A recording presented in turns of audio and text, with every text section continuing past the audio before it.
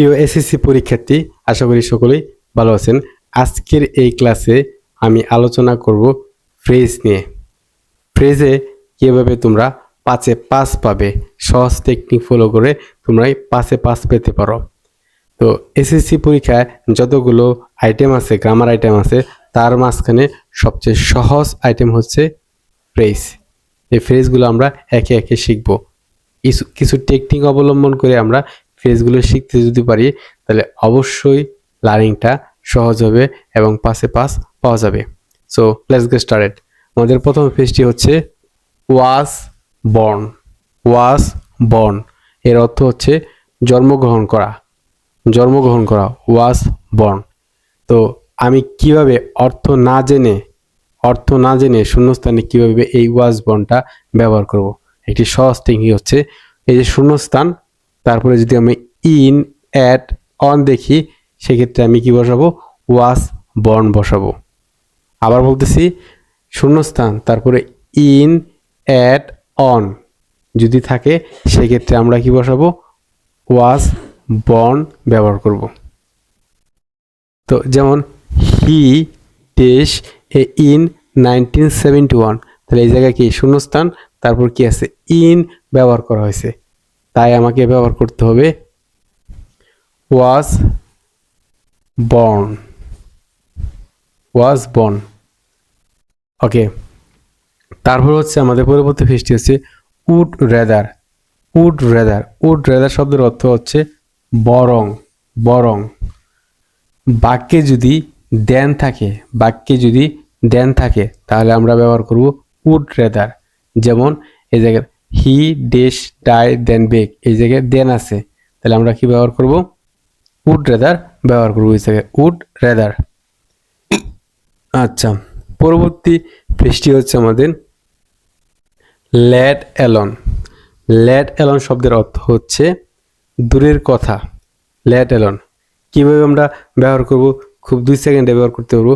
বাক্যে যদি আমরা দেখি ক্যান নট অথবা ডো নট অথবা does not, can not, do not, does not, not থাকলেই ওই বাক্যে আমরা ব্যবহার করব কি? দূরে এই লেট অ্যালোন ফ্রেজটি। যেমন হি ক্যান নট ওক, সে হাঁটতেই পারে না। লেট অ্যালোন রান, সে হাঁটতেই পারে না, দৌড়ানি তো দূরের কথা। ওকে, আমাদের পরবর্তী ফ্রেজটি হচ্ছে হ্যাড বেটার। হ্যাড বেটার এটা হচ্ছে বরং, এটা বলতে আদেশ বোঝায়, আদেশ। তবে সহজ টেকনিকে আমরা এটা কীভাবে করতে পারি? শূন্যস্থানের আগে যে শূন্যস্থান, তার আগে যদি আমরা ইউ দেখি, ইউ শূন্যস্থান, তার আগে যদি ইউ দেখি, সেক্ষেত্রে আমরা ব্যবহার করব had better.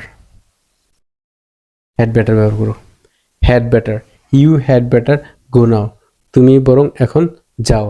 You had better go now, তুমি এখন যাও। পঞ্চম ফ্রেজটি হচ্ছে ইট। ইট ইট ইট কখন বসাবো আমরা? ইট ব্যবহার করবো কখন?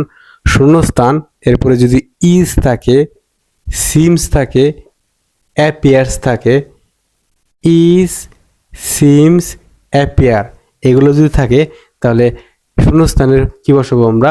ইট ব্যবহার করব। আরেকটা ক্লু হচ্ছে বাক্যের শুরুতে, এটা বাক্যের শুরুতে শূন্যস্থান থাকলে, তারপরে যদি আমরা দেখি ইজ, সিমস, অ্যাপিয়ার, সেক্ষেত্রে আমরা কি ব্যবহার করব? ইট ব্যবহার করব। সেক্ষেত্রে আমরা ইট ব্যবহার করব।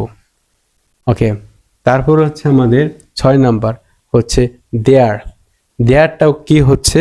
বাক্যের শুরুতে শূন্যস্থান থাকবে, এটাও যেরকম বাক্যের শুরুতে, এটাও বাক্যের শুরুতে শূন্যস্থান থাকবে। তারপর বাক্যের শুরুতে শূন্যস্থান থাকার পর কি থাকবে? ইজ থাকতে পারে, আর থাকতে পারে, লিভ থাকতে পারে। এরকম যদি থাকে, সেক্ষেত্রে আমরা কি ব্যবহার করব? দেয়ার ব্যবহার করব। যেমন এই যে শূন্যস্থান বাক্যের শুরুতে, তারপর কি বলছে? আর ব্যবহার করা হয়েছে, তাহলে এই ক্ষেত্রে আমরা এই জায়গায় ব্যবহার করব দেয়ার। দেয়ার আর মেনি পিপল হিয়ার। এই হচ্ছে আমাদের ক্লু। তো ভিডিওটা বারবার দেখতে হবে, যদি ভুল হয় তাহলে ভিডিওটা বারবার দেখতে হবে, তাহলে বোঝা যাবে। বাক্যের শুরুতে শূন্যস্থান থাকবে, তারপর কি থাকবে? আর থাকবে অথবা ইজ থাকতে পারে, সেক্ষেত্রে আমরা দেয়ার ব্যবহার করব। আমাদের পরবর্তী ফ্রেজটি হচ্ছে অ্যাজ ইফ আর অ্যাজ দো। অ্যাজ ইফ আর অ্যাজ দো অর্থ হচ্ছে যেন। তো কিভাবে ব্যবহার করব?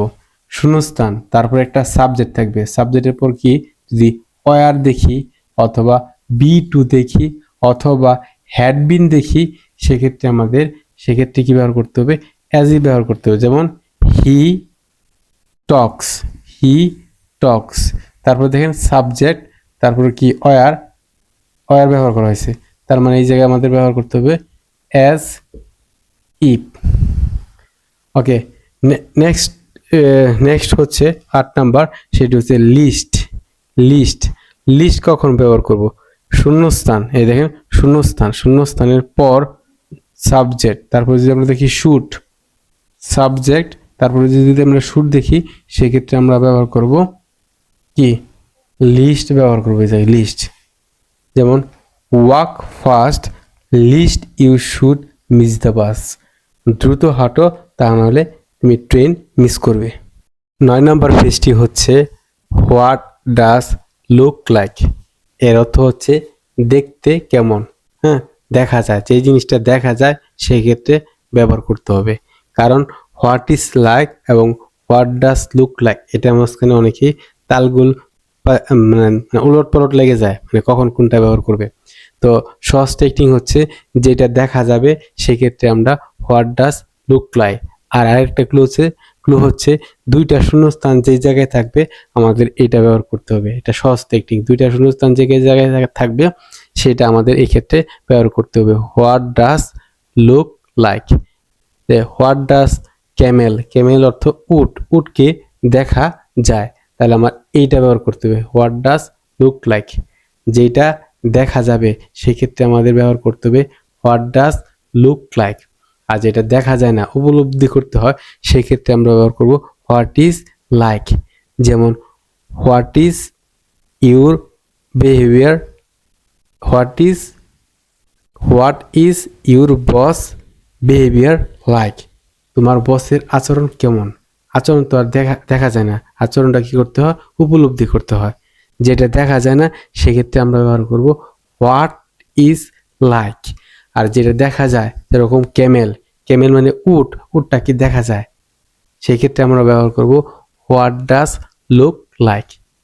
একেবারে সহজ। আমাদের 11 নম্বর ফ্রেজটি হচ্ছে হ্যাভ টু, তার অথবা হ্যাজ টু।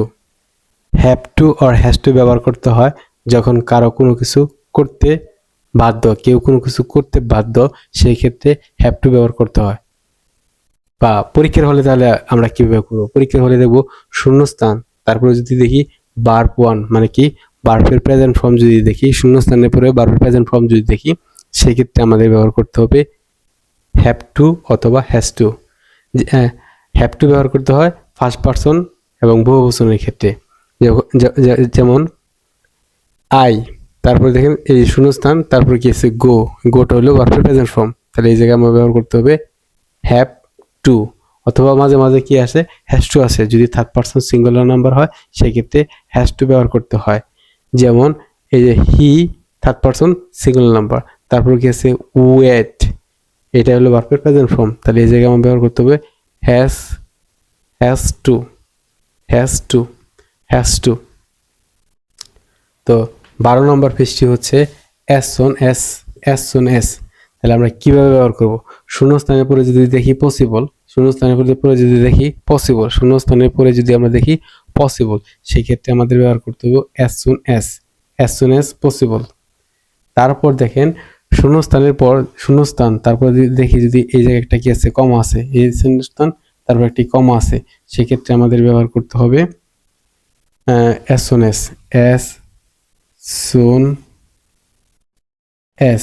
এটা হলো ক্লু। যদি অর্থ না অজানা থাকে, তাহলে অর্থ না জানা থাকলেও আমি এটা কি করতে পারবো, শূন্যস্থান পরে কি একটা বাক্য তারপরে কমা, তাহলে এই জায়গায় আমাদের অ্যাজ সুন অ্যাজ ব্যবহার করতে হবে। তো আরেকটা টেকনিক আছে বা আরেকটা টেকনিক আসে, সেটা হচ্ছে শূন্যস্থান পরে যদি দেখি আমরা সাবজেক্ট, তারপর পূর্ণাঙ্গ একটা বাক্য আছে, তাহলে সেক্ষেত্রে আমাদের ব্যবহার করতে হয় অ্যাজ সুন অ্যাজ। যদি আমরা অর্থ না জানি তাহলে ব্যবহার করতে পারবো। তো আশা করি এই 13টি ফ্রেজ, আরেকটা আছে ভুলে গেছিলাম, 13টি phrase would you mind, would you mind, would you mind যদি থাকে কখন ব্যবহার করব, কিভাবে ব্যবহার করব। শূন্যস্থানের পরে যদি দেখি আমরা ভার্বের সাথে কি আইএনজি যোগ করা আছে, শূন্যস্থান ভার্বের সাথে আইএনজি এবং প্রশ্নবোধক চিহ্ন আছে, শব্দ শেষে প্রশ্নবোধক চিহ্ন আছে, সেক্ষেত্রে আমরা ব্যবহার করব would you mind, would you mind, শূন্যস্থান ভার্বের সাথে আইএনজি, শূন্যস্থানের পরে কি ভার্বের সাথে আইএনজি যুক্ত আছে, সেক্ষেত্রে আমরা ব্যবহার করব উড ইউ মাইন্ড। তো এই ভিডিওটা বারবার দেখতে হবে, তা না হলে ভুলে যেতে হবে, মানে অনেকেই ভুলে যায়। তাই ভিডিওটি বারবার দেখে আর এক্সারসাইজ করতে হবে, অনুশীলন করতে হবে, টেস্ট পেপার থেকে অনুশীলন করতে হবে বারবার, তাহলে মনে থাকবে। 3 থেকে 4 বার যদি অনুশীলন করা হয় তাহলে 5-এ 5 পাওয়া সম্ভব। সবচেয়ে সহজ আইটেম হচ্ছে এই ফ্রেজ। তো আশা করি ভিডিওটি অনেক ভালো লেগেছে এবং বারবার দেখে অনুশীলন করলে অবশ্যই 5-এ 5 পাওয়া যাবে। ধন্যবাদ।